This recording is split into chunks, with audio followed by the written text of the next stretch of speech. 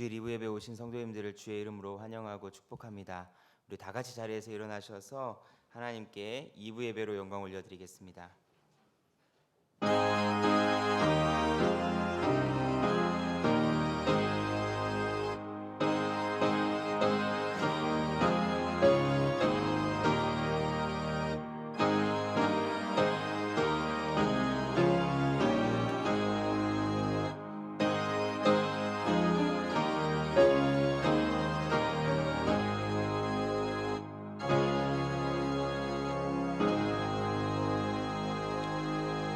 내 영혼아, 내가 어찌하여 낭망하며 어찌하여 내 속에서 불안하여 하는고?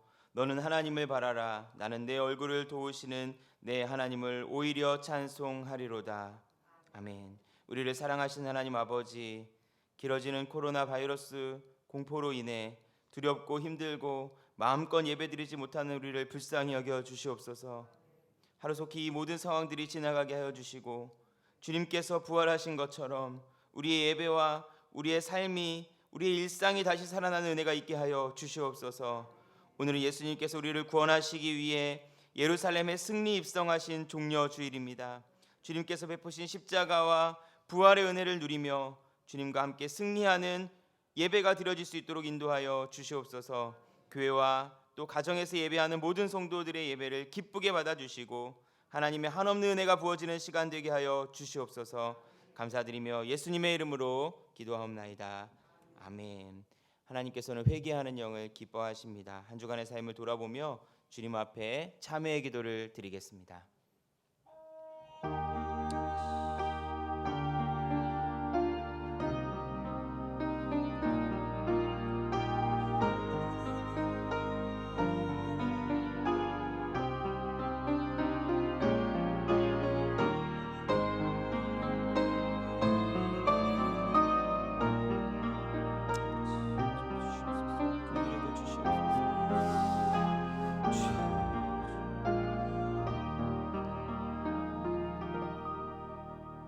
그러므로 이제 그리스도 예수 안에 있는 자에게는 결코 정죄함이 없나니, 이는 그리스도 예수 안에 있는 생명의 성령의 법이 죄와 사망의 법에서 너를 해방하였음이라.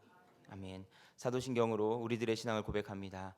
전능하사 천지를 만드신 하나님 아버지를 내가 믿사오며 그 외아들 우리 주 예수 그리스도를 믿사오니, 이는 성령으로 잉태하사 동정녀 마리아에게 나시고 본디오 빌라도에게 고난을 받으사 십자가에 못 박혀 죽으시고 장사한 지 사흘 만에 죽은 자 가운데서 다시 살아나시며 하늘에 오르사 전능하신 하나님 우편에 앉아 계시다가 저리로서 산자와 죽은 자를 심판하러 오시리라. 성령을 믿사오며 거룩한 공예와 성도가 서로 교통하는 것과 하여 주시는 것과 몸이 다시 사는 것과 영원히 사는 것을 믿사옵나이다. 아멘. 찬송가 3장 찬송하겠습니다.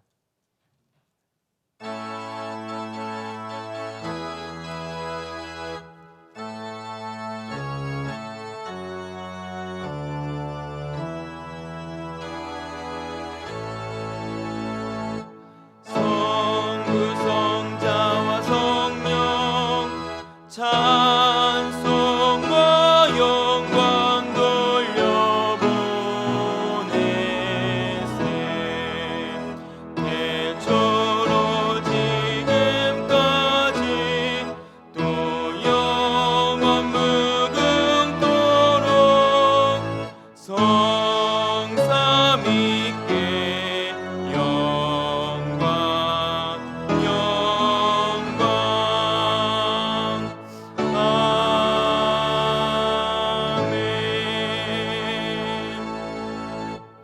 교동문 129번 종려주일 말씀을 함께 교독하겠습니다. 시온에 따라 크게 기뻐할지어다. 예루살렘에 따라 즐거이 보라, 내 왕이 내게 임하시나니 그는 공의로우시며 구원을 베푸시며 나귀의 작은 것 곧 나귀의 새끼. 내가 에브라임의 병거와 예루살렘의 말을 끊겠고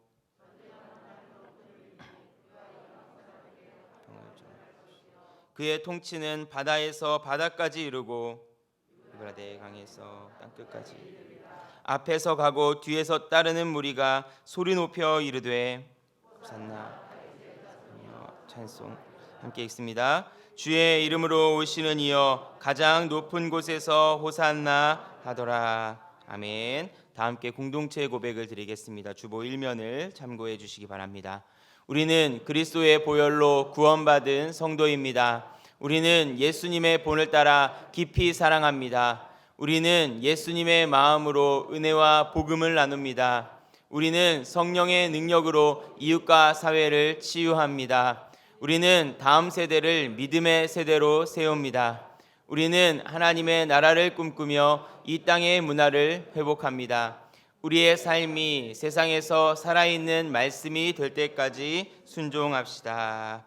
아멘. 모두 자리에 앉으셔서 찬송가 88장을 찬송하겠습니다.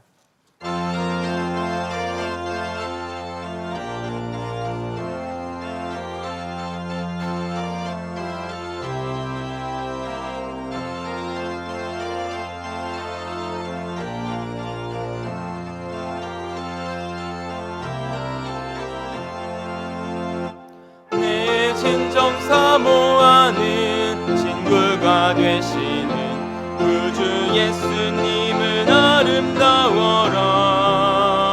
산 밑에 백합하여 빛나는 새벽별 주님 영원할기라 주옵도다. 내 맘이 아플 적에 큰 위로 되시며 나 외로울 좋은 친구라. 주는 저 산 밑에 백합 빛나는 새벽별 이 땅 위에 비길 것이 없도다. 내 맘의 모든 염려 이 세상 고락도 주님 항상 같이 하여 주시고 시험을 당할 때에 악마의 계교를 즉시 물리치사 나를 지키네. 온 세상 날 버려도 주 예수 안 버려 끝까지 나를 돌아보시니. 주는 저 산 밑에 백합 빛나는 새벽별 이 땅 위에 비길 것이 없도다. 내 맘을 다하여서 주님을 따르면 길이 길이 나를 사랑하리니. 물불이 두렵지 않고 장검도 겁없네. 주는 높은 산성 내 방패시라. 영혼 먹이시는 그 은혜 누리고 나 친히 주를 뵙기 원하네. 주는 저 산 밑에 백합 빛나는 새벽별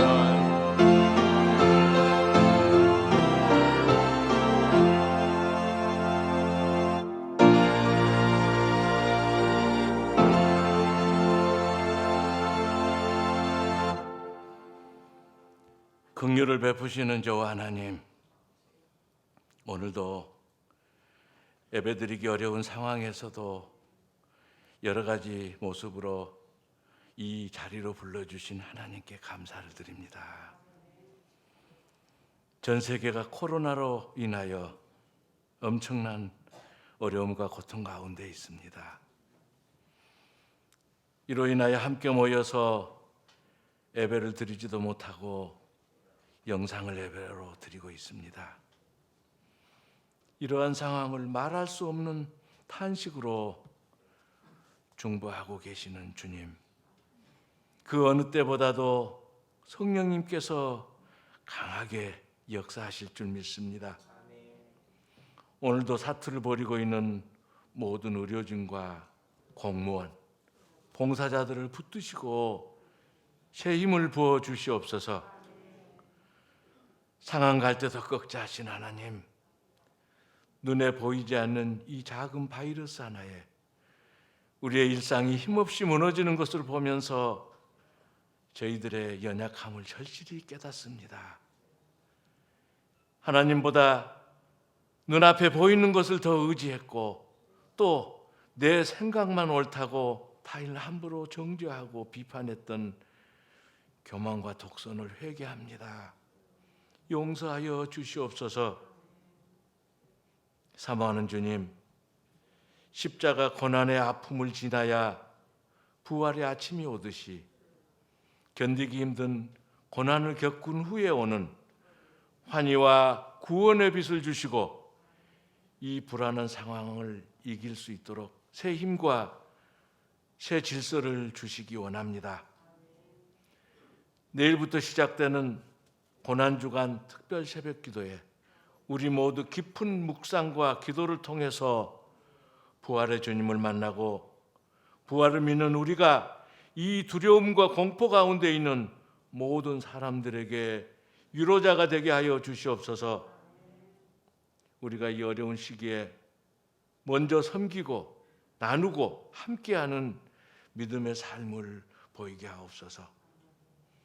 특별히 해외에서 복음을 전하시는 선교사님의 눈물의 기도를 기억하시고 출입까지 봉쇄당하고 취약한 의료 환경 속에서 고통당하고 있는 저들을 전염병과 질병으로부터 지켜주시고 고립감이나 두려움에 빠지지 않도록 그 가족들을 주님의 날개 아래 품어 주시옵소서. 국회의원을 뽑는 선거 기간이 되었습니다. 유정자들이 사사로운 이익이나 정치적 계산에 매몰되지 않고 오직 국민의 안전과 생명을 위하여 일하고 또 코로나 감염자뿐만 아니라 생계를 위협받는 자영업자, 소상공인, 기업인들이 이 어려운 시기를 잘 이겨낼 수 있도록 이 나라를 이끌어 주옵소서. 이 시간 모든 예배를 온전하게 드리기 위해 노심초사하시는 목사님을 성령님께서 도우시고 우리 각 가정에서 영상에서 예배를 드리는 모든 성도님의 가정과 우리 장지교회를 굳건하게 지켜주옵소서. 오직 기도하오며 날마다 부활하시는 예수 그리스도 이름 받들어 기도드립니다. 아멘.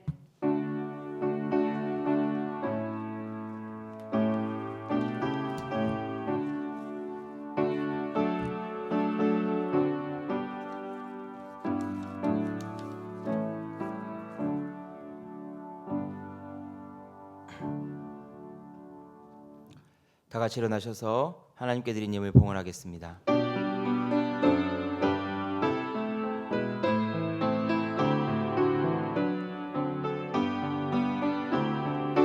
만 가지 은혜를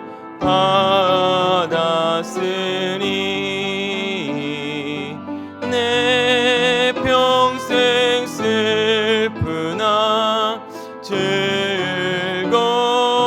즐거우나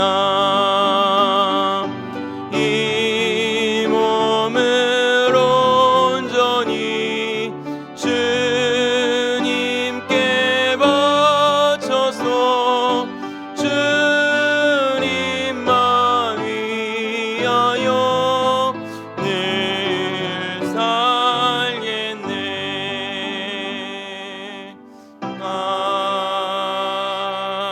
아멘. 나와 내 백성이 무엇이기에 이처럼 즐거운 마음으로 드린 힘이 있었나이까. 모든 것이 주께로 말미암아 싸우니 우리가 주의 손에서 받은 것으로 주께 드렸을 뿐이니이다. 사랑하는 하나님, 우리를 위해 아들을 보내시고 그 십자가의 보혈로 우리를 구원하여 주심에 감사를 드립니다.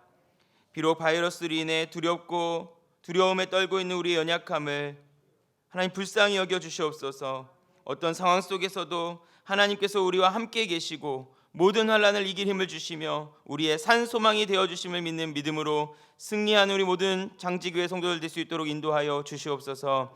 이 시간 주님께 드리는 사랑의 마음으로 예물을 올려드립니다. 어려운 경제 상황이지만 소원을 담아드리는 이 예물을 기쁘게 받아주시고 내가 기도하는 것보다 더 크게 응답하시는 하나님을 경험하는 은혜를 베풀어 주시옵소서. 드려진 이 예물이 하나님의 선한 사업에 잘 사용되도록 도와주시고 물질의 어려움이 없도록 주님께서 지켜 보호하여 주시옵소서. 우리의 모든 필요를 아시고 채우시는 하나님께 감사드리며 예수 그리스도 이름으로 기도드립니다. 아멘. 모두 자리에 앉겠습니다. 교회 소식을 전해드립니다. 주보 이면을 참고해 주시기 바랍니다.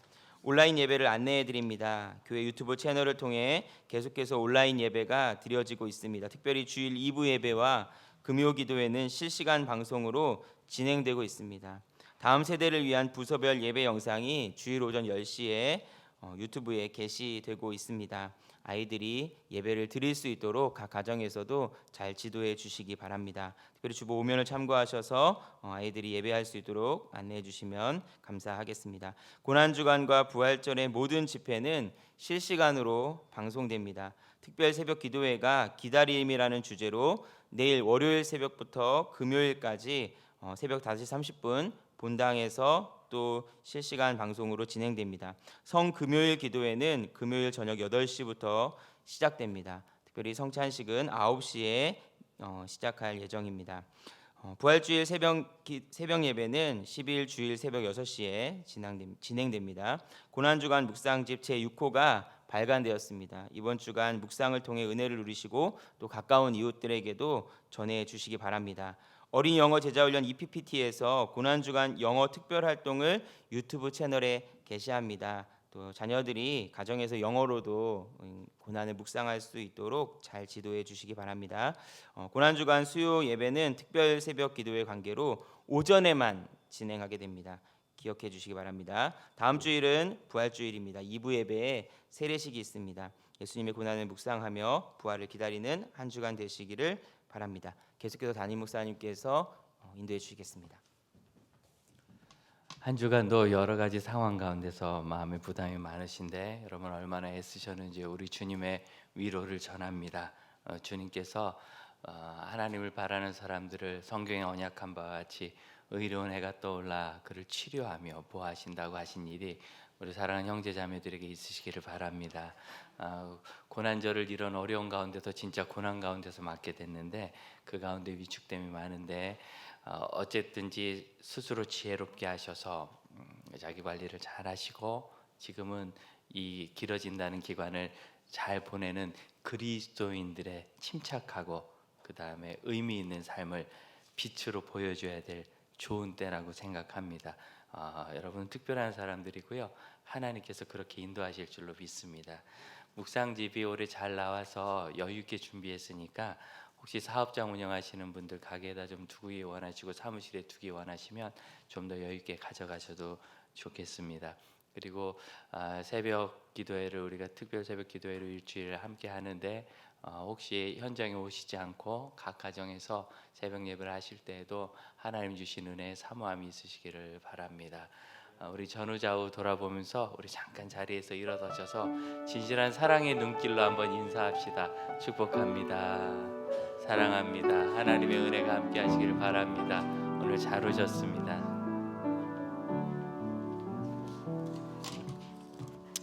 이 주일에 하나님께서 우리에게 주시는 하나님의 말씀입니다. 신약성경 누가복음 19장 28절부터 44절까지의 말씀입니다. 신약 129면에 있습니다. 누가복음 19장 28절부터 44절까지의 말씀 우리 한 절씩 교독하고 마지막 절은 합독하도록 하겠습니다. 예수께서 이 말씀을 하시고 예루살렘을 향하여 앞서서 가시더라. 감람원이라 불리는 산 쪽에 있는 벳바게와 베다니에 가까이 가셨을 때에 제자중 둘을 보내시며 이르시되 너희는 맞은편 마을로 가라. 그리로 들어가면 아직 아무도 타보지 않은 나귀 새끼가 매어 있는 것을 보리니 풀어 끌고 오라. 누가 너희에게 어찌 푸느냐 말하기를 주가 쓰시겠다라 하시. 보내심을 받은 자들이 가서 그 말씀하신 대로 만난지라. 새끼를 풀 때에 그 임자들이 이르되 어찌하여 나귀 새끼 대답하되 주께서 쓰시겠다 하고 그것을 예수께로 끌고 와서 자기들의 겉옷을 새끼 위에 걸쳐놓고 예수를 가실 때에 그들이 자기의 겉옷을 길에 펴더라. 금난 사람들이 막길에 가까이 오심에 제자들의 온 무리가 자기들이 본 바 모든 능한 일로 인하여 기뻐하며 큰 소리로 하나님을 이르되 찬송하리로다. 주의 이름으로 오시는 왕이여, 하늘에는 평화요 가장 높은 곳에는 영광이로다 하니, 우리 중 어떤 바리새인들이 말하되 선생이여 당신의 제자들을 책망하소서 하고 대답하여 이르시되 내가 너희에게 말하노니 만일 이 사람들이 침묵하면 돌들이 소리 지르리라 하시니라.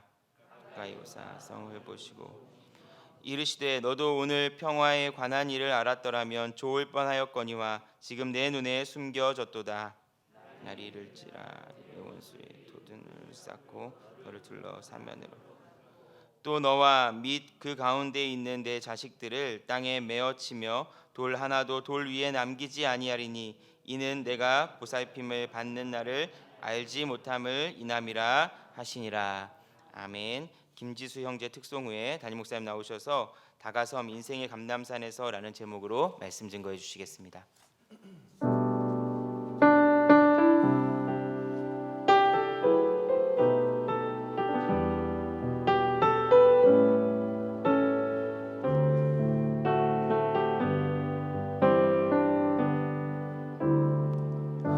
참 고마운 친구 나의 예수님,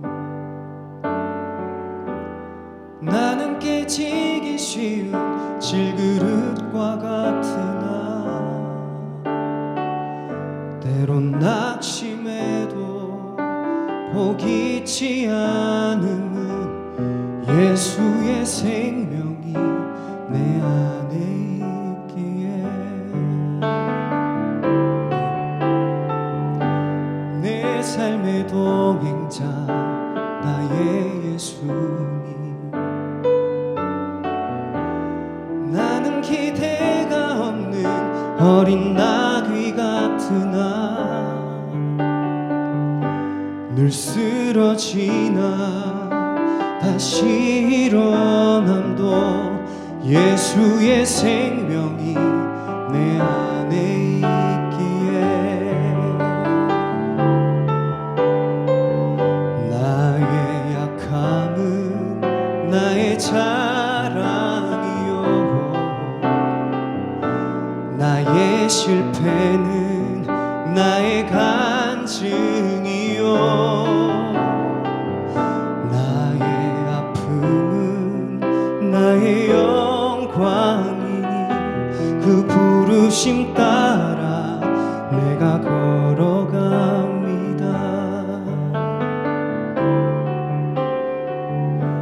내 삶의 동행자 나의 예수님, 나는 기대가 없는 어린 나귀 같으나 늘 쓰러지나 다시 일어남도 예수의 생명이 내 안에 있기에 나의 약함은 나의 자랑이요 나의 실패는 나의 간증이요 나의 아픔은 나의 영광이니 그 부르심 따라 내가 걸어갑니다. 나 가난함은 나의 상급이요 나 미련함도 나의 자랑이요 나 쓰러짐이 나의 고백이니 그 부르심 따라 내가 걸어갑니다. 그 부르심 따라 내가 걸어갑니다.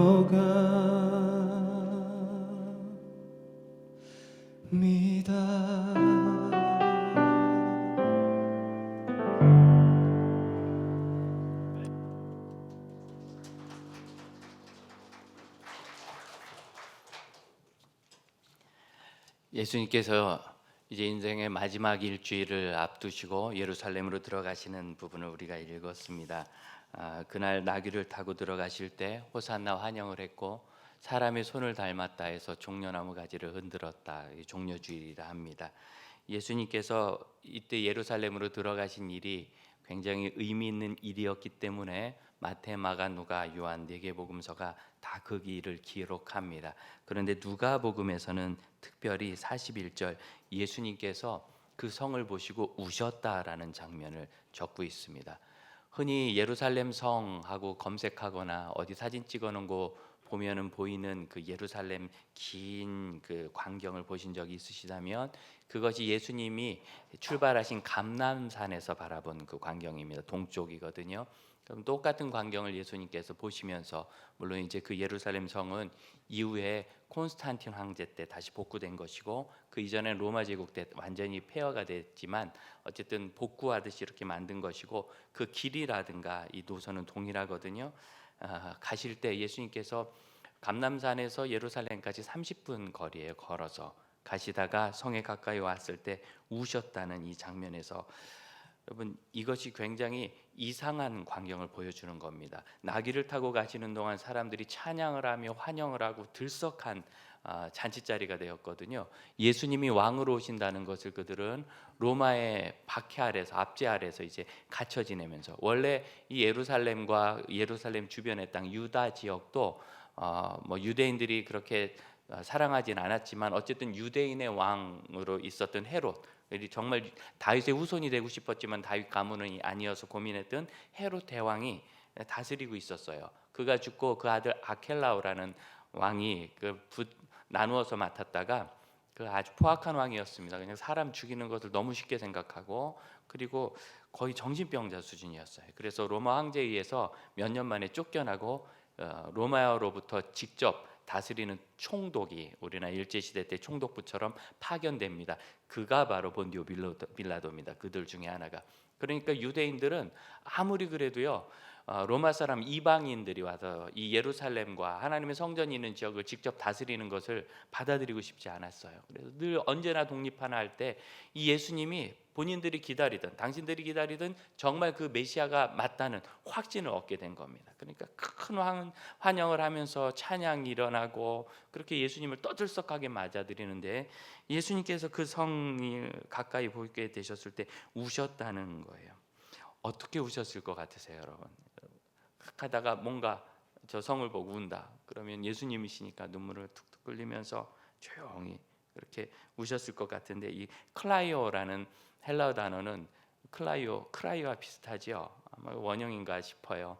소리 지르고 운다는 뜻입니다. 신약 성경에 많이 사용된 단어인데 주로 번역을 통곡하다 이렇게 애곡하다 이렇게 그러니까 소리와 울음이 눈물이 같이 쏟아질 때 사용하는 단어입니다. 예수님께서 그냥 조용히 혼자 훌쩍 우신 게 아니라 엉엉 우셨다. 우리 식으로 얘기하면 그렇게 우실 만큼 예수님이 안타까우셨어요. 뭐가 안타까우셨을까? 42절을 보면 너도 오늘 평화에 관한 일을 알았더라면 좋을 뻔하였거니와 평화를 모르는구나.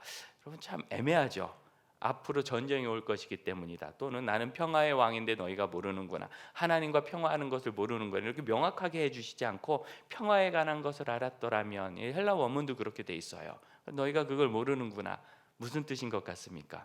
뭐 읽기 나름이에요. 문학적 표현이기 때문에 그렇습니다. 문학적 표현이라는 것은 읽는 사람마다 다양한 감정과 상상을 하게 하죠.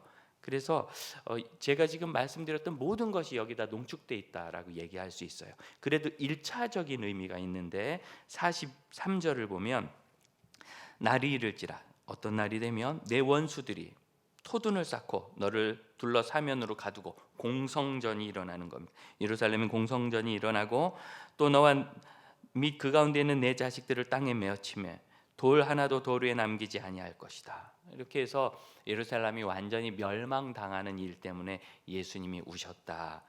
이것이 1차적인 의미입니다. 물론 이 이후로 예루살렘 사람들이 그리스도를 발견하지 못한다든가 여러 가지 일이 있지만 1차적으로는 그런 이유 때문이에요.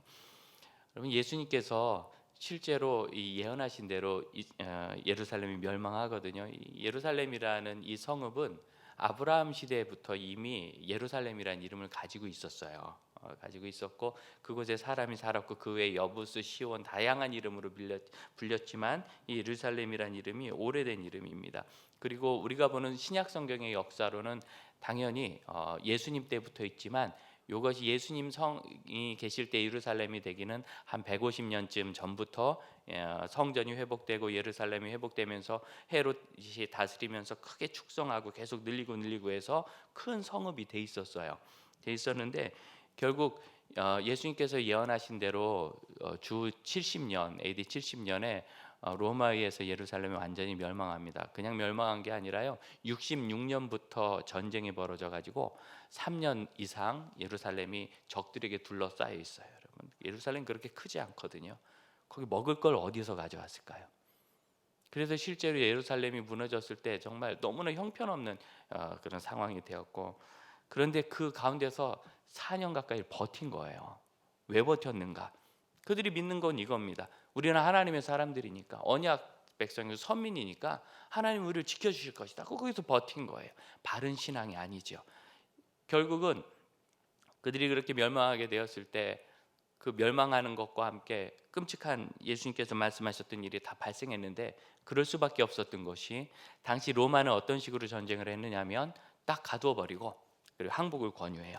그래서 항복하면 중재인들은 끌고 가거나 처형하고 나머지 사람들은 다 살려주고 자유도 주고 자치할 수 있는 그런 어떤 그 수장도 세워졌어요. 주로 그 나라의 왕이나 귀족 중에 나라를 다스리는 사람을 세워지고 로마에 잘 협력하도록 해서 큰 제국을 이뤄낸 겁니다. 심지어 로마 황제 중에는 이방인 출신들도 있었어요. 로마 사람이 아닌 노예로 왔던 사람들도 있었고 그만큼 로마는 굉장히 개방적인 구조를 가지고 있어서 천년 역사가 같은 겁니다. 그러나 거꾸로 끝까지 저항하면 완전히 전멸을 시켜버렸어요.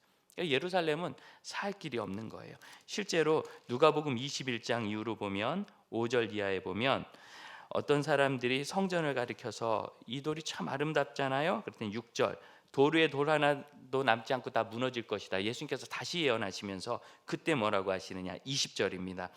예루살렘이 군대들에게 에워싸이는 것을 보거든 그 멸망이 가까운 줄 알라. 21절 그냥 도망가라. 산으로 도망가라. 무조건 다 피해라. 거기 뭐 가지러 가지도 말고 피해라. 아주 긴급하게 피해라. 왜냐하면 딱 갇히면 못 나가니까 정말 급한 때 아니겠어요? 그러니까 지금 예수님께서 울고 걱정하시는 거는요 예루살렘에 사는 사람들의 삶을 걱정하신 거예요. 예수 안 믿어서 너희의 영혼이 죽게 되었네 이런 것도 아니고 왜 나를 이렇게 환영하는데 너 유대의 지도자들은 못 알아주느냐 이것도 아니고 정말 그 사랑하는 예루살렘 사람들이 육체적으로 삶에서 그들의 자녀들이 큰 고난을 처할 것을 알아서 그 걱정하신 것이고 멸망당할 때 어떤 일이 있었느냐면 실제로 그 자리에 그리스도인들이 많았거든요. 예수님 부활 승천하신 후에 베드로가 설교하니까 남자 어른만 3,000명, 5,000명씩 회개하지 않아요? 그러니까 여자 아이들까지 하면 10,000명, 20,000명씩 매일 회개한 거예요. 예루살렘 그렇게 인구가 많지 않고 외부에서 온 사람이 있었을지라 해도 상당한 수가 이미 그리스도인들이 된 겁니다. 그들은 소문이 돌자마자 다 탈출했어요. 다 탈출해서 요단강 건너가서 펠라 지역으로 가서 거기서 그 펠라 광야에서 살았습니다. 지금도 그 흔적이 있습니다. 그러니까 예수님 믿고 이 말씀을 새겨 들은 사람은 다 살았고 거기서 자기들의 고집을 가지고 그런 생각을 가지고 끝까지 버티고 하나님이 지켜주실 것이다 하는 사람은 다 죽은 거죠. 이 일을 예수님이요 예언을 하시면서도 하세요. 하나님의 아들이시잖아요. 이때는 하나님께서 미래의 일을 알게 해주시고 신으로서 하나님의 아들로서 예언하신 것이기 때문에 장래에 여전히 믿지 않고 죽임당할 사람들이 있거든요. 여러분 4년입니다. 지금 2달 반 갇혀 있는 것도 아니고 사실 출근 다 하고 공부하러 다 가고 돈도 다 버시고 생활하면서도 이렇게 답답하다고 지난 주말에 그냥 여의도 광장에 그렇게 여의도에 벚꽃놀이 많이 갔다고 야단을 치는데 2달 반밖에 안 됐어요. 우리 4년입니다. 얼마나 심각한 일이 거기 있었겠습니까? 예수님께서 그것이요 눈에 보이니까 이 선지자의 눈이거든요. 미래가 보이니까 통곡을 하는 겁니다. 누가 통곡하지 않겠습니까? 저는 예수님께서 이 통곡하신 것을 통해서 하나님께서 우리에 대해서 가지고 계신 마음을 다시 한번 생각해보고 참 가슴이 아픕니다. 이스라엘 사람들이 예수님에 대해서 극도의 분노를 일으킨 건 그걸 거예요. 아마 분명히 예루살렘으로 들어오실 때 이제 왕이 되셨으니까 바로 본디오 빌라도와 총독부터 내쫓고, 그리고 유대인들이 기분 나빠하던 게 있었어요. 성전, 그 성전 바로 옆에 총독부에 성체가 있었어요. 요새가 바로 맞은편에 붙어 있었습니다. 언덕 위쪽이거든요. 어떻게 하나님의 성전 옆에 저 이방인들이 저렇게 군인들이 와가지고, 그것도 군인들이 너무 기분 나쁘니까 다 내쫓아 버릴 줄 알았을 거예요. 그런데 예수님께서는 그런 일 안 하시고 계속 성전에서 가르치시고 유대인과 논쟁하시고, 그런 가운데서 목요일쯤 되니까 이들이 이제 화가 난 거죠. 그리고 결국 금요일 선동하는 사람들에 의해서, 늘 선동가들이 문제죠. 선동돼 가지고 십자가에 못 박으셔서 결국 유대인들은 예수님이 힘으로 다스리는 왕이기를 원했던 겁니다. 그런데 스가랴서에 뭐라고 하느냐면, 예루살렘아 시온에 따라 기뻐하라, 너의 왕이 오시는데 그는 겸손하여 짐승의 어린 것 나귀 새끼를 타실 것이다. 예언대로 하신 건데, 예수님은 겸손해서 힘으로 하시는 분이 아니고요, 기다리시는 분이세요. 그래서 우리가 하나님 앞에 이렇게 교만하기도 한 거예요. 왜 하나님 그거 안 해주세요? 어떻게 하나님 살아계시면 이럴 수 있어요? 생각해 보세요. 정말 교만한 얘기죠. 우리가 이런 이야기 자녀들에게 듣잖아요. 엄마라면서 왜 그것도 안 해줘? 아빠라면서 왜 그것도 못 해줘? 엄마 아빠가 나한테 이럴 수 있어? 이런 얘기. 부모님이 정말 껍데기 빼곤 다 빼주듯이 사랑하여 쏟아서 키우는데, 아이들이 철들면 안 그러겠지만 자라는 동안, 철없는 동안 참 험한 소리 부모님께 많이 하고, 세상에 밖에 나가면 꼼짝도 못하는 것들이 어쩌면 집에 와서 그렇게 부모님 무시하는지, 아이들이 철이 없어 그런 거잖아요. 근데 그렇게 말하는 것을 우리 하나님 다 들으시고, 참 어쩌면 창조주께서 이렇게 겸손하신지, 홍 목사 네가 감히 이렇게 말할 수 있어? 이런 적이 없으세요. 이 목사가 교만해가지고 하나님 앞에, 하나님 제가 최선을 다했는데 어떻게 이런 결과가 생겼나요? 최선을 다했지만 네가 지혜롭지 못하겠지. 가져가기 책임이면서 그렇게 얘기할 때 그걸 기다려 주시고, 그리고 깨닫기를 기다리시면서, 오늘 우리가 본 예수님은 우시는 예수님이잖아요. 그 고통당하는 것을 안타까워하면서, 우리 삶의 문제가 어디로부터 옵니까? 사실은 우리 자신으로부터 오잖아요. 우리가 버리지 못한 욕망, 욕심, 포기하지 않는 것, 하나님께서 허락하지 않는데도 알면서 이만큼 했으면 이거 아니구나 알아야 되는데도 끝까지 가려고 애쓰는 것. 유대인들과 다를 게 없어요. 우리가 그러면서 하나님께 뭐라고 해요? 하나님 전능하시면 이 전염병 좀 고쳐주셔야죠. 하나님 전능하시면 저 북한 정권 무너뜨리고 통일시켜 주셔야죠. 힘으로 하라고.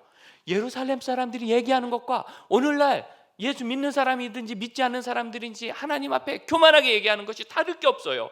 하나님 전능하시니까 힘으로 하시라고. 예수님은요, 그 못해서 안 하시는 것이 아니라, 하나님께서 우리를 창조하실 때 주셨던 너무나 놀라운 것, 인격, 하나님을 닮은 사람의 그 인권, 천부인권이라고 했잖아요. 하나님이 주신 것이다. 그것을 하나님이 주셨음에도 존중하세요. 우리 부모조차도 화가 나면 인격이고 뭐고 너 내가 어떻게 키웠는지 알아 막 하는데, 하나님 그러시지 않으시고요, 그 얘기를 다 들으시면서 기다리시고 우세요. 그들의 무지로 얼마나 사람들이 어리석은지 자기가 하는 잘못을 돌이키지 않고 계속하면서 하나님과 버티고 갑니다. 이렇게 어리석습니다. 회개함이 없습니다. 우시는 겁니다. 이 우신다는 것은 또한 하나님께서 우리를 긍휼히 여기시면서 소망을 가지고 계신다는 걸 의미해요. 결국 어떻게 됐습니까? 예수를 십자가에 못 박으라고 했던 사람들이 베드로의 설교를 듣고, 그러면 우리가 어찌할꼬? 베드로가 너희가 회개하고 예수의 이름으로 세례를 받아 죄사함을 얻으라. 그래서 그날 회개하고 세례를 받잖아요. 예루살렘 변화가 일어나는 거예요. 물론 전원은 아니지만 이전에 예수를 십자가에 못 박으라 소리 질렀던 그 사람들이 불과 수십 일 만에 자기 죄를 회개하고 와서 예루살렘 교회가 큰 공동체가 되고, 결국 그것이 사방으로 흩어지면서 초대교회 부흥이 일어나지 않습니까? 예수님께서 우시고 기다리고 사랑하시고, 그리고 끝까지 예루살렘을 향하여 다가가셨던 그 일은 결국 성공한 거예요. 오늘날도 하나님께서 우리를 향하여 그렇게 가지고 계신 안타까운 마음, 여러분 그것은 반드시 좋은 결과가 있을 겁니다. 그러므로 형제자매 여러분, 어떤 상황에서도 실망하지 말고 하나님께서 우시기까지 우리를 사랑하신다는 것을 기억하고 소망을 가지시기를 원합니다. 오늘 이 자리에 여러 가지 상황으로 함께하지 못하고 가정에서 현장에서 예배하시는 형제자매 여러분, 얼마나 마음이 어려우세요. 내가 믿음이 적은 건가? 그래도 이 와중에도 저렇게 가신 분들도 있는데 나는 못 갔으니 나쁜 건가? 여러분, 그렇게 생각하실 필요 없습니다. 각자의 사람이 다 상황이 다른 거예요. 건강 상태가 다르고 또 직장에서 요구하는 데가 있잖아요. 당신들은 예배 가지 마라, 우리는 그거 허용하지 않는다. 그럼 거기다가 그만둘 수도 없고 거짓말할 수도 없고, 그런 그리스도인으로서 지켜야 될 선이 있는 것이고, 사람마다 다 상황이 다르고 그런 가운데서 우리가 하나님 앞에 한계를 고백하고 각 가정에서 예배할 때 그럼 그것을 하나님이 받으신다고 저는 믿습니다. 그리고 그것은 분명히 틀림없는 사실이고 우리 종교개혁 개혁교회의 전통에도 전혀 어긋남이 없는 것입니다. 지금은 우리가요, 예수님의 겸손하심을 배워서 내가 하고자 해도 못할 일이 있다는 걸 알아야 되고, 또한 하나님께서 허용하시는 만큼만 할 수 있다는 것도 고백해야 합니다. 그리고 이 시기를 겸손하게 잘 보내야 돼요. 내가 못할 줄 알아, 난 뭐든지 할 수 있어, 이러기 시작하면 우리는 이 세상에 결코 빛된 삶을 살 수 없습니다. 그들이 몰랐던 이 평화, 사실 이 평화는 예수님께서 힘으로 이루신 것이 아니라 사랑을 주셔서 이루었죠. 이 사랑을 받는 형제자매 여러분, 이 한 주간 우리가 그리스도의 고난 받으심을 묵상하며 주 앞에 헌신하고자 할 때 그 사랑이 다 살아있을 줄로 믿습니다. 고난을 묵상한다는 것이 왜 힘이 됩니까? 복을 묵상할 때는 비교도 되고 자랑도 되지만 고난 앞에서는 비교가 없는 거예요. 오히려 더 고난당하는 사람을 보며 부끄러워지는 거지요. 지금 전 세계에서 수많은 의료인들이 얼마나 큰 고통과 희생과 위험을 감수하면서 아픈 이들을 치료합니까? 도망가더라도 누가 그거를 핀잔할 수 있겠어요?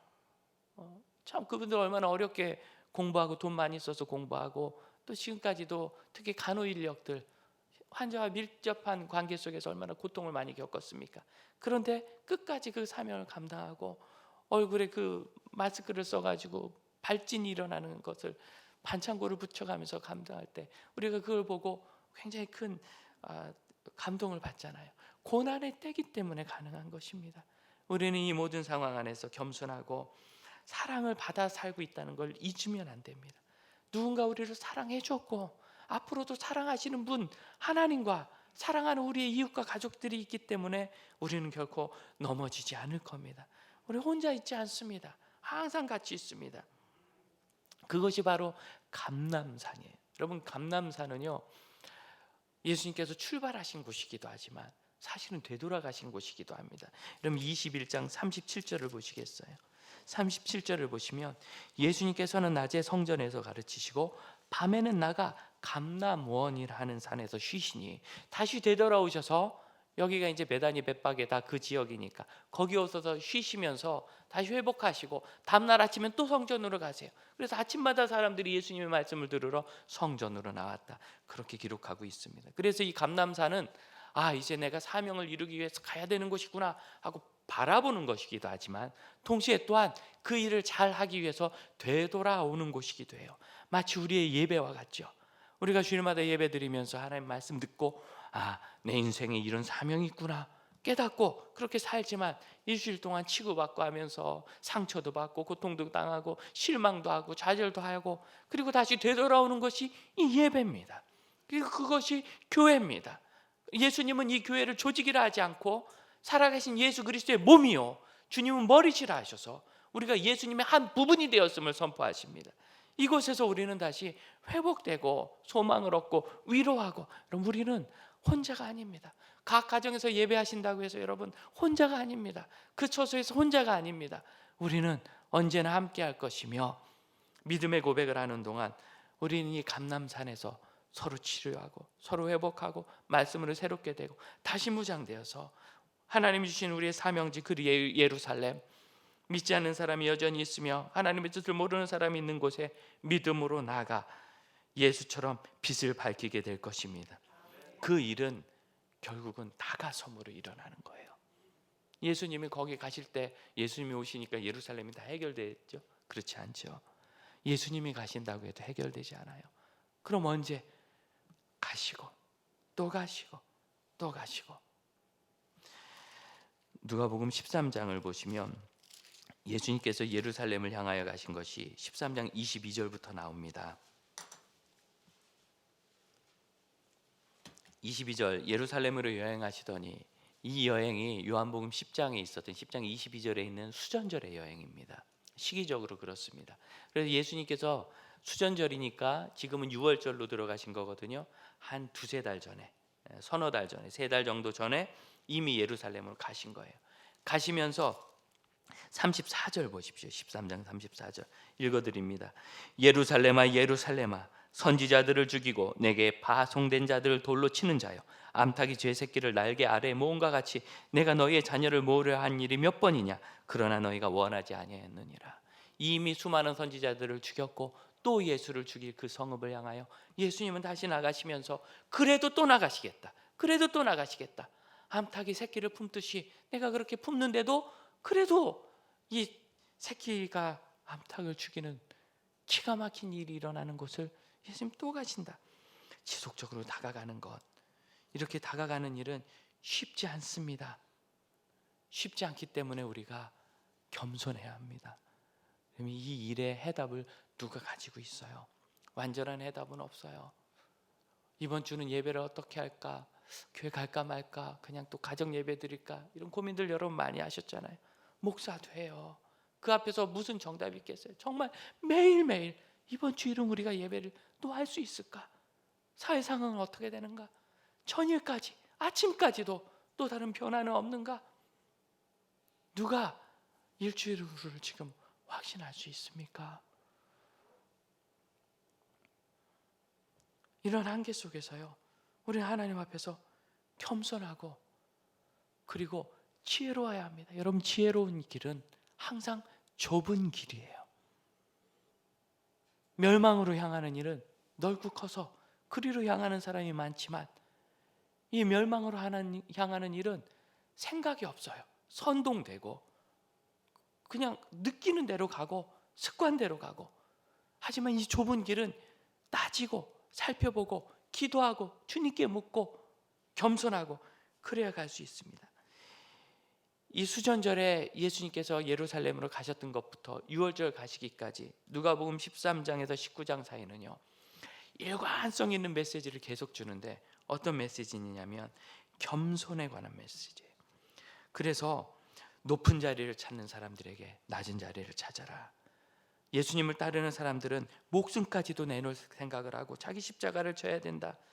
불의한 청지기의 비유를 들으면서 너희가 이 세상의 채무를 탐하며 살지 말아라. 부자와 나사로의 비유를 들으시면서 가난한 사람을 돌봐라. 10명이나 문둥병, 이 나병을 치유받았는데 그 중에 한 명만 감사했어요. 어떻게 이렇게 인생의 큰 일에 감사하는 사람이 없는지. 어린아이처럼 하나님 나라를 받아들여라. 부자 청년인 관원이 왔을 때 자기 재물이 많아서 근심하면서 예수를 못 따르니까, 여러분 지금 예수님 따를 시간 얼마 남지도 않았어요. 몇 달 안 남았어요.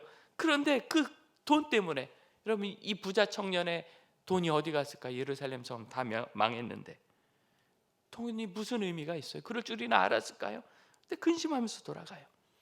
하나님께서 맡겨주신 것을 나는 왜 이렇게 조금 주셨어 그러지 말고 10문하든지 5문하든지 1문하든지 열심히 주님 주신 분량만큼 섬기면 하나님께서 반드시 10개는 10개, 5개는 5개, 1개일지라도 1개 이상을 남게 하시는 은혜가 있다. 겸손하게 나에게 주신 삶을 성실히 살아라. 좁은 길을 예수님 계속 가르치세요. 이번 한 주간 여러분 묵상하시면서 천천히 한번 읽어보세요. 제자도가 얼마나 겸손하고 은혜가 되는지. 그래서 우리는 이 쉽지 않은 시기를 삶의 높은 표준을 가지고 그 앞에서 내가 부족한 것을 고백하며 살아가야 합니다. 그리고 사람들이 하는 대로 그냥 생각 없이 따라가면 안 돼요. 그래서 생각해 봤어요. 이 사회에만도 그리스도인들이 15% 20% 되지 않습니까? 개신교인만 800만 이상이 되니까 참 많은 숫자입니다. 우리 800만 명만 깨끗하고 절제되고 방역 잘하는 삶을 살면 이 사회를 지키는 데 큰 힘이 되고, 지금 목표가 그렇잖아요. 치료제가 나오고 백신이 나올 때까지 걸리지 않고 죽지 않고 잘 버티는 것이다. 그 일을 누가 하겠어요? 영국에 있는 비행기가 멀리 여객기가 승객도 없는데 가서 뭘 싣고 오나? 마스크를 싣고 왔어요. 그래서 비행기 좌석마다 마스크 상자가 가득 쌓여 있더라고요. TV에 나오는 뉴스를 보고 제가 막 웃었어요. 그런데 마스크를 싣고 와서 승무원들이 막 서가지고 인터뷰를 하면서 서로 박수를 치면서 자기 인생에 제일 흥분되는 일이었다고 축하를 하고, 그분들이 내리는데요, 이제 하여가는 인부들이죠. 일하시는 분들이 쫙 토요일에서 막 박수를 쳐요. 우리나라로 마스크를 가져왔다고. 참, 마스크가 이렇게 귀한 것이 됐어요. 다 필요 없다 그러더니 드디어 이제 트럼프 대통령도 마스크, 천 마스크라도 쓰시고 없으면 스카프라도, 이거 천 마스크, 이거면 충분하다는 겁니다. 왜 충분하죠? 우리가 오랫동안 얘기했던 거잖아요. 그리스도인들이 마스크를 착용하는 이유, 이것으로 내가 코로나를 충분히 막을 수는 없지만 내가 잠재적인 증상이 없는 감염자일 수 있는데, 내가 다른 사람에게 감염시키는 것은 그냥 기본적인 마스크만 해도 크게 줄일 수 있어요. 아주 안전해져요. 자, 하지만 감염자를 만났더라도 마스크를 두 사람이 하고 있었으면 밀접 접촉자로 안 보더라고요. 껴안고 뭐 밥 같이 먹지 않은 이상은, 손잡지 않은 이상은. 이만큼 중요한데 이걸 우리는 처음부터 이야기하잖아요. 그리스도인들은 그러면 안 된다고, 다른 사람을 위해서 하는 것이라고. 그런데 이제 그 마스크, 이 유럽이나 미주는 마스크 공장 자체가 없습니다. 해외에서 다 사와야 돼요. 그래서 사오니까 그 박수를 치는데 제가 보고요, 경악했어요. 그 자리에 있는 사람들은 아무도 마스크 안 쓰고 있더라고요. 승무원들도 다 그냥 맨 얼굴로 하고, 일하는 사람들도 다 맨 얼굴로 박수 치고 있어요. 그러면 안 되는 거예요. 그러면 안 되는 거예요. 그리스도인들이 그때 이거 우리 해야 합니다. 내가 걸리는 게 문제가 아니라 혹시 나도 무증상자일 수 있거든요. 내가 피해를 주면 안 되니까 해야 됩니다. 그렇게 손 씻어야 돼요. 이번에 교회는 그렇게 얘기해놓고 그 유세하는 데 보니까 죄를 학수하고 다니지, 깜짝 놀랐어요. 제일 안 좋은 겁니다. 손잡고 다른 사람 손잡고, 이 사람 손에 있는 거 이 사람에게 옮겨주는 일이에요.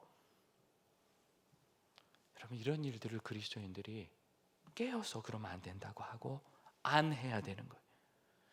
좁은 길이라는 건 특별한 어떤 일이 있는 것이 아니라, 무엇이 하나님 보기에 바르며 무엇이 이 세상에서 도움이 되는 삶일까, 이걸 내 생활 속에서 작은 것을 찾아서 실천하는 일을 의미하는 것입니다. 그것 하나하나. 목사들이 들어가는 톡방에서 우리 목사들이야 교회 지키려니까 위험한 데 가지도 않고 사람도 최소한 만나고 그래서 안전하니 무슨 마스크예요. 그냥 우리는 그냥 청 같은 거 쓰고 마스크 없을 때 양보해야죠. 저는 그런 글들을 많이 보았습니다. 지혜로워야 돼요.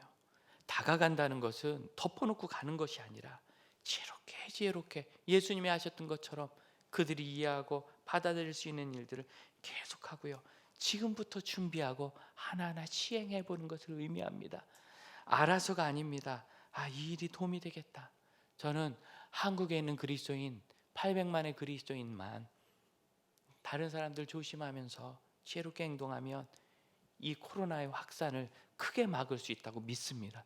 이것이야말로 우리가 해야 될 일 아닐까요? 여의도에 토요일날 그렇게 많이 간다고 뉴스에 나오면서 정말 세상에 나쁜 사람들 말하듯이 그렇게 하는데, 저도 보는데 좀 답답하긴 하더라고요. 굳이 거길 가나. 근데 여러분, 조금만 생각해 보면 얼마든지 이 지역에도 벚꽃 있잖아요. 우리 동네에도 있고, 벚나무는 밑에서 보면 다 예쁩니다. 그냥 가서 보시고, 제가 오늘 여러분 벚꽃 생각하라고 넥타이도 이런 색깔 메고 왔어요. 작은 것에서 얼마든지 우리가 즐거워하고 삶을 즐길 수 있는데, 이 천국의 소망이 없는 사람은요, 사상이 그렇게 되면 천국이 없잖아요. 그럼 지금 벚꽃 피면 남들 갈 때 나도 가야 돼요. 낙이 그거밖에 없으니까. 물론 우리도 벚꽃 좋아합니다. 여러분도 좋아하시죠. 하지만 우리가 생각하는 건 뭐예요? 그냥 이건 꽃이고, 지금 못 봐도 동네에 있는 것도 꽃이고. 왜? 천국의 소망이 있기 때문에. 이 세상에 하나하나 때문에 그렇게 연연하지 않거든요. 근데 이런 소망이 없으면 세상에 있는 거 하나하나 막 남들은 다 보는데 나만 못 보는 거, 그럼 나도 가야 되고 그러는 거예요. 동네도 많은데 굳이. 그럼 이런 부분들을 바로 세워가는 것이 그리스도인입니다. 저는 그거 보면서 적어도 그리스도인은 적이 없고 동네에 조용한 벚꽃나무에 있었으면 좋겠다, 그 생각했어요. 다가선다는 것은 지혜로운 일들을 지속한다는 걸 말해요. 지속한다. 그럼 이 코로나를 극복하는 일을 우리가 지속적으로 계속합시다. 낙심하지 말고, 언제 끝날까지 말고 계속해서 약 나올 때까지, 상당히 안전해질 때까지 우리가 지켜나가는데, 이 병영군이 오다가 그리스도인이 있는 곳에서 딱 멈추기를 저는 기도합니다. 그리고 우리 믿음의 사람들이 하나님 앞에 기도하고 구하여 치료제도 찾기를 원합니다. 하나님께서 그 일들을 해나가고, 우리 교회 성도 중에 한 사람도 지금 백신 연구하는 곳에 대학병원과 함께하고 있다는 거 제가 들었어요. 그러면 이런 일들이 그리스도인들 안에 있도록 계속 기도해 주시기를 바랍니다. 그리고 중요한 건 뭐냐면, 예수님이 우셨듯이 그분이 나를 위해 우시는 걸 생각하고 우리도 여러 가지 상황을 보면서 해결할 수 있는 게 없잖아요. 세계를 보고 울고 기도할 수 있기를 바라요.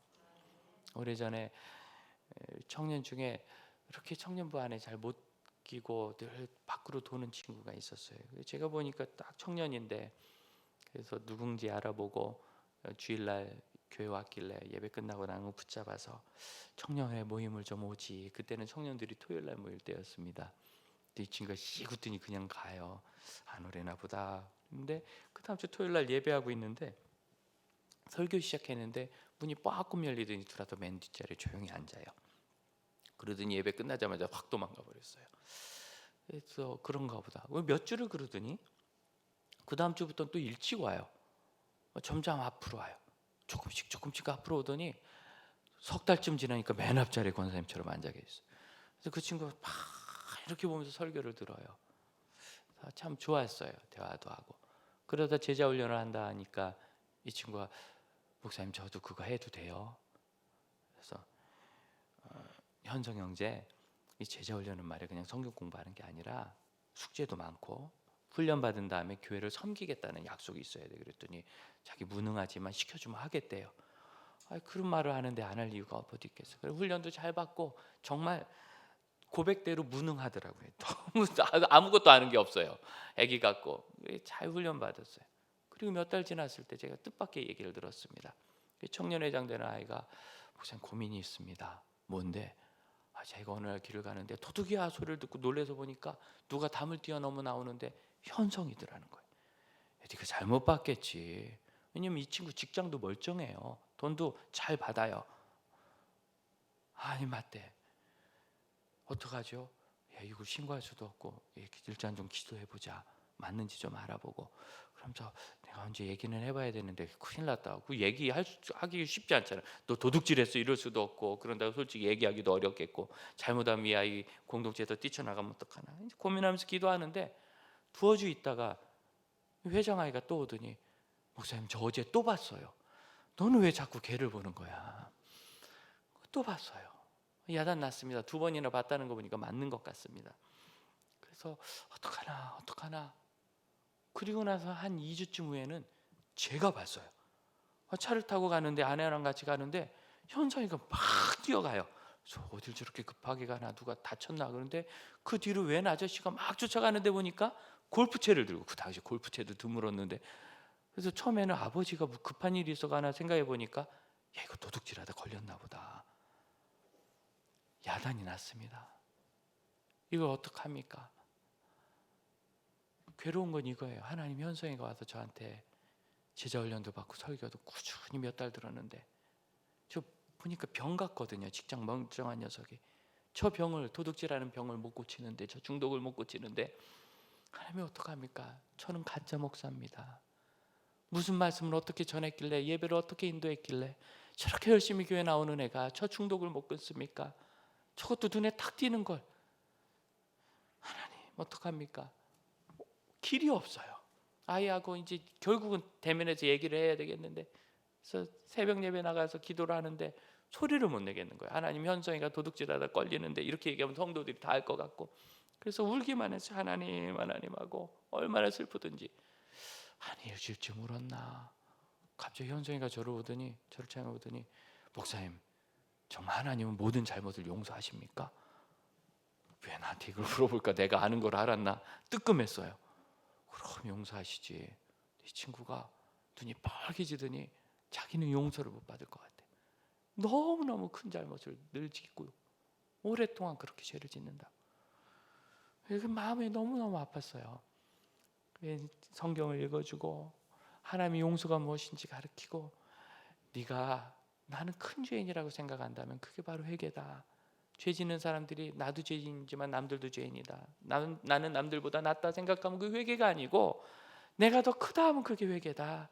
하나님 너를 받으실 거다 하고 기도를 막 해줬어요. 그 다음 날이 월요일인데 잊혀지지 않아요. 제가 이제 또 기도 시작하고 너무 눈물 나고 하나님 하고 있는데 갑자기 어디서 엉엉 우는 소리가 나요. 이게 뭔 소린가 하고 깜짝 놀라가지고 봤더니 온 줄도 몰랐어요. 현성이가 그 새벽 예배를 나와가지고 울고 기도하는데 장의자에서 내려와서 이 바닥에, 이런 맨바닥에 무릎 꿇고 앉아서 엉엉 울면서 기도하는데 눈물을 얼마나 쏟았는지요. 밖에 물을 엎지른 것 같고 코가 나와서 땅에 닿아요. 눈물 콧물 쏟으면서 기도하는데 제가 찾아가서 너 이놈 도둑질 고쳐라 그런다고 이야기해 고치겠어요. 하나님이 하셔야죠. 차마 그러지 못해서 울며 기도했는데 그때 저는 큰 감동도 받고 큰 깨달음을 얻었어요. 목회가 무엇인가? 사람을 양육하는 것이 무엇인가? 세상이 변하는 길은 무엇인가? 소리를 높이고 데모하고 요구하고 이거 아니고요. 우리가 겸손하게 우리 한계를 고백하고, 주님 저는 현성이 어떻게 못해요. 저는 가짜 그리스도인이고 가짜 목사예요. 어떻게 제가 하나님 말씀을 전하는데 이럴 수가 있을까요? 제가 어떻게 하면 더 잘 전할 수 있을까요? 우리의 죄를 회개하고 세상을 위하여 울 때 여러분, 예수님이 울어서 예루살렘을 구원하신 것을 봅시다. 예루살렘에 얼마나 많은 사람들이 구원받았습니까? 예수님의 말씀을 기억하고 그들이 달아나서 생명을 또 건졌습니까? 하나님은 우리의 육신의 삶과 영혼의 건강을 다 귀히 생각하십니다. 그 하나님 앞에 나가 우리의 다가섬을 생각하며 함께 기도하시기를 원합니다. 함께 기도합시다. 주님, 저희가 주님 닮아 이 세상을 건강하게 살며 하나님의 뜻으로 새롭게 하게 하여 주옵소서. 함께 기도하겠습니다. 오 주님, 저희 한계를 봅니다. 저희는 정말 연약합니다. 저희는 이 문제에 있어서 답을 가지고 있지 않습니다. 그러나 주님은 이 땅을 바라보시며 사랑하시며 눈물을 흘리시되 아무 일도 하지 않으시는 것이 아니라 목숨을 주시는 것을 압니다. 하나님께서 그렇게 사랑하시고 힘을 주시니 세상이 바뀔 것을 믿게 하여 주옵소서. 오직 주님께서 하시는 것을 저희가 마음 깊이 알고 하나님이 변화시키는 삶을 향해 나가시도록 도와주옵소서. 우리 가정, 우리 이웃과 사이 그렇게 바뀌게 하옵소서. 우리 자리에서 일어나 150장 1절을 함께 찬양합시다. 만왕의 왕 내 주께서 왜 고초당했나. 이 벌레 같은 날 위에 그 보혈을 였네. 십자가 내가 처음 볼 때에 나의 맘에 큰 고통 사라져. 오늘 믿고서 내 눈 밝았네. 참 내 기쁨 영 후렴을 다시 한번 찬양. 십자가 내가 처음 볼 때에 나의 맘에 큰 고통 사라져. 오늘 믿고서 내 눈 밝았네. 참 내 기쁨 영원하도다.